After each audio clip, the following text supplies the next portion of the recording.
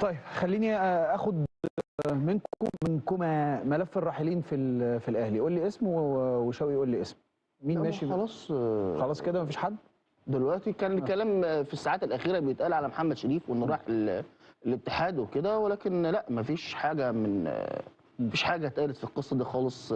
رجعت للناس يعني ورسائل عماله تجيلي، هي مفيش الكلام ده خالص طيب. واللاعب مكمل في النادي الاهلي يعني. لا انا اعتقد الاتحاد طلب شريف. بس طلب فكره بس شريف فكره القرار دي حاجه ثانيه. شريف في الضيعه رافض. طيب في جديد في الجزئيه بتاعت الصفقات حابين تضيفوه في الاهلي؟ جمعت منكم بقيه كل المعلومات.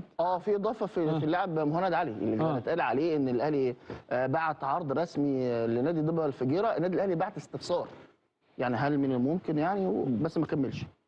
لا بالشوق زي ما قلت لك من شويه، انا المتاكد منه تماما الانجولي البرتغالي ومحمد محمود الفلسطيني. عندك معلومه يوصلوا امتى؟ اعتقد محمد محمود ده خلال ساعات، ممكن بكره بعده. الثاني خلاص يعني على الاتفاق النهائي، توقيع عبر الايميل يتم الصفقه. المدير الفني الاجنبي هيجي امتى الزمالك؟ لا ازاي يجي المدير الاجنبي؟ بالمناسبه انا عايز اسمع اسامه فيصل، يعني سمعت ناس كتير قوي اسامه فيصل، اعتقد ان صعب يروح 100 مليون. هم يقولوا لنا برضه البنك طلب 100 مليون جنيه. 100 مليون جنيه؟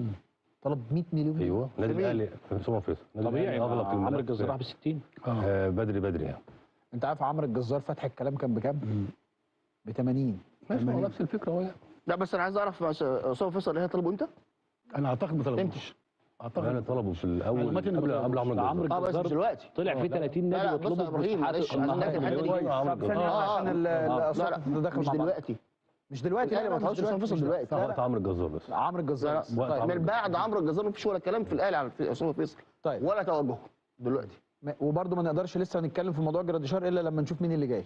جراديشار ما كانش موقفه. قول لي. حته تذكره الطيران دي مش مظبوطه. اللي كان مظبوط بالظبط ان هو خلص كل حاجه مع النادي اللي هو رايحه المجر. ماشي. واداره النادي الاهلي كانت موافقه. ماشي. والنادي الاهلي كان عامل هولد للموضوع. فوكيله قال له ان كل حاجه خلصت. ماشي. فراح جمع متعلقاته وودع الناس والعمال وغادر النادي. فبيتكلم الاداري عشان ياخد جواز السفر. فالاداريين قالوا له جواز السفر ده لازم اذن. رجعوا ياخدوا الاذن. فكابتن وليد صلاح الدين قال لهم لا مفيش جواز سفر. اكلم جراديشار قال له مفيش جواز سفر، موقفك لسه ما اتحسمش، بعد ماتش دجله نحسم موقفك. اوكي. عندي تعقيب من حد مقرب من محمد شريف لسه باعت لي الموضوع. قال مع كامل الاحترام لنادي الاتحاد السكندري، فهو لو هيخرج من النادي الاهلي ده لو بالنسبه له الافضل انه يخرج الى اي نادي في القاهره افضل من انه ينتقل الى اي نادي خارج القاهره. ده حد قريب من اللاعب. حد سمعت لي حالا دلوقتي. ماشي.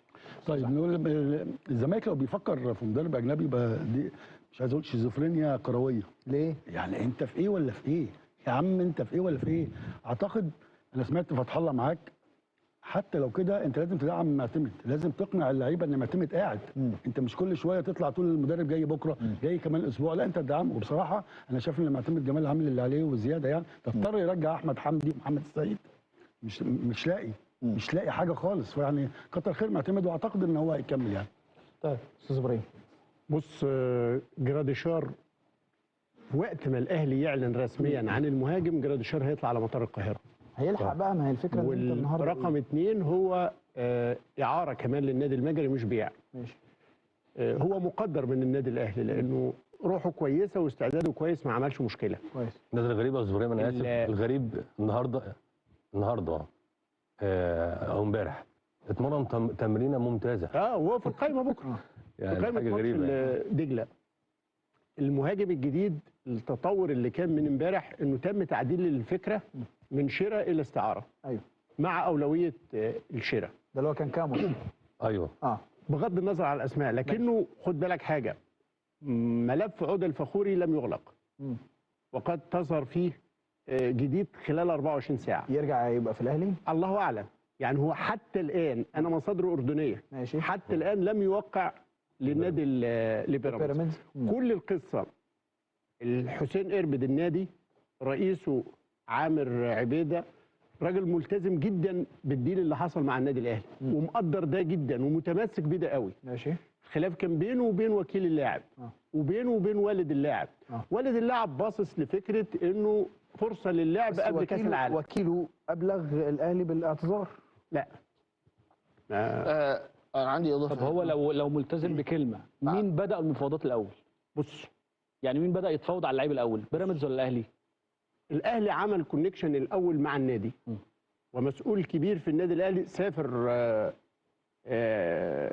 للاردن وقعد مع رئيس النادي واتفقوا على كل حاجه. الراجل رئيس النادي الاردني كانت مشكلته انه كان بيتكلم في الاتفاق الاثنين، يعني عايز يخلص الديل لحقوق النادي وحقوق اللاعب. ليه يا ريس بقى؟ لان العقد بتاع فخوري مع نادي الاردني مش شرط جزائي سك كده زي ما الناس فاهمه. هو بيقول انه العقد اللي يجي ياخد 30% من راتبه. هم قدروا ان النادي الاهلي ما راحش للنقطه دي، ما راحش لنقطه الضعف اللي في العقد الشرط الجزائي يعني. بينما بيراميدز كان عمل اتصال مع وكيل اللاعب وراح للجزئيه ديت، نخلصك من النادي وندفع كذا. مظبوط. فالمسؤول الاردني احترم موقف النادي الاهلي في الجزئيه دي، انه في الوقت اللي كان يقدر يلعب في النقطه دي لا، هو تمسك بانه يتفاوض مباشره مع النادي. بعد ما اتفق على كل حاجه وهنرد عليكم بكره، دخل بيراميدز عدل التفاوض، راح رايح للنادي ومقدم عرض للنادي، ما اكتفاش بالاتصال مع اللاعب مباشره، مع تزكيه ومع تطمينه انه هياخد فرصه للعب، ومع زومبا. خليني اقول لك زومبا لابو الولد اصله هيلعب على مين في الاهلي، وبص شوف فلان ده بن شرقي وده تريزيجيه وده زيزو في تصعيب الفرصه، واخد بالك؟ لانه والد عوده كل اللي يهمه انه اللاعب يلعب، لكن عنده احترام للاهلي، عنده تقدير جدا للنادي الاهلي، عنده رغبه في ان الولد يجي النادي الاهلي.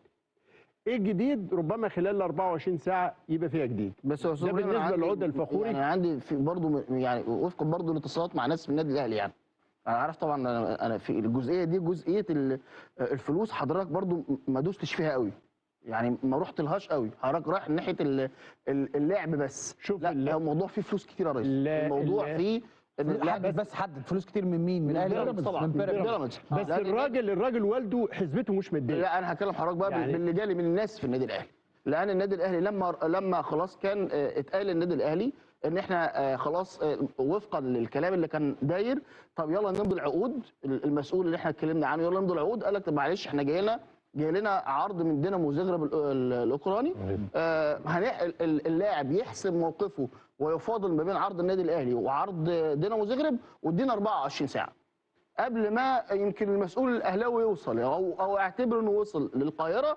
راح للنادي الاهلي كلام من نادي حسين اكمل يا ريس معلش. راح للنادي الحسين اربد من خاطب النادي الاهلي بشكل رسمي عن طريق رئيسه ان احنا جالنا عرض من نادي بيراميدز 4 أضعاف العرض اللي مقدمه النادي الاهلي.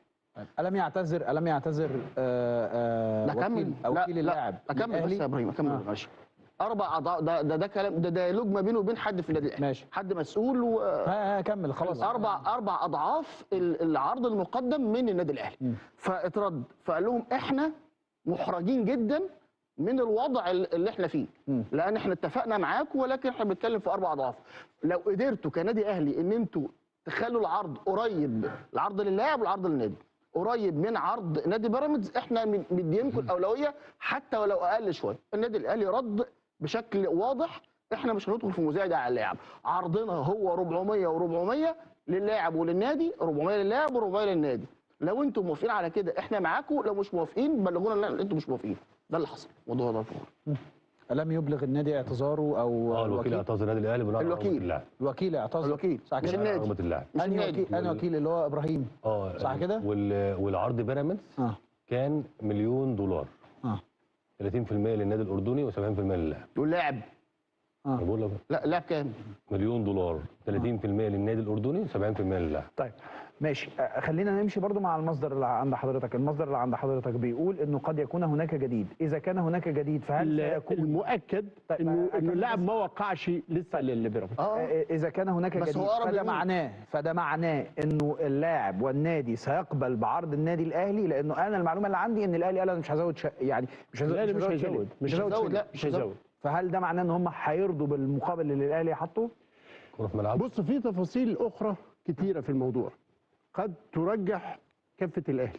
طيب لكنه الاهلي مش هيروح للرقم اللي بيراميدز بيتكلم فيه او اللي هم بيتكلموا فيه. طيب حضرتك عايز تقول ان عوده للفخوري لم يحسم موقفه حتى اللحظه. ماشي. عايز تقول حاجه؟ اول حاجه قبل ما تسالني بس عشان كانت في عمرو الجزار النهارده كنت بتكلم مع مسؤول معين قال لي احنا طالبين في اسامه فيصل ده حد ادنى، يعني احنا هم الاهلي لما اتكلم لا هم حاطين رقم ممكن يبقى اكبر بس اقل حاجه نوافق عليها 100 وممكن ياخد لعيب. كمان بقول له طب ليه الارقام غاليه؟ قال لي بص احنا اللعيب بنجيبه ناقص المدرسه بتاعته اللي متعلم فيها تطلب حقوق، يعني النهارده نادي العبور هيشتكي المحله على 300,000 جنيه حق رعايه في عمرو الجزار. نسب. فالنسب دي كلها بتعلي قيمه الصفقات. نروح لفاصل ونرجع نكمل كلامنا.